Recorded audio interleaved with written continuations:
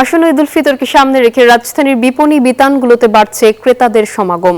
এই মুহূর্তে গাউসিয়া মার্কেটে আছেন আমাদের সহকর্মী ফারজানা রিয়া। সেখানকার ঈদ কেনাকাটার খবর জানাতে যুক্ত হচ্ছে তার সঙ্গে।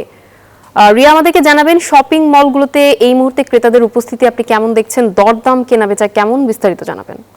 এই মুহূর্তে আমি গাউসিয়া মার্কেটের ঠিক নিচতলায় আছি, যেখানে এই বছরের বেশি চাহিদা সম্পন্ন কটনের কাপড়গুলো বিক্রি হচ্ছে। যদি আজকের কেনাকাটার বিষয় আমি আপনাকে জানাই, তাহলে বলবো এই বছর আসলে দেখা গেছে যে মার্কেটগুলোতে ভিড় অনেকটাই কম, তবে তুলনামূলক সকালের তুলনায় এখন কিন্তু ভিড় প্রায় অনেকটাই বেড়েছে।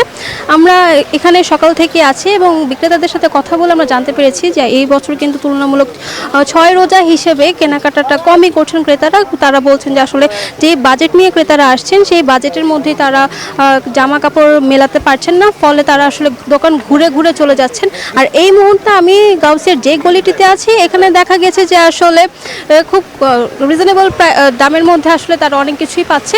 তো সব কিছু মিলে বলা যায় আসলে ক্রেতারা তাদের চাহিদা এবং বাজেটের মধ্যে কাপড় খুঁজতে কিন্তু এখন কটন কাপড়ের দিকে বেশি ঝুঁকছেন। নাফিসা, এখানে ছিল আমার কাছে সর্বশেষ তথ্য। রিয়া, ধন্যবাদ আপনাকে।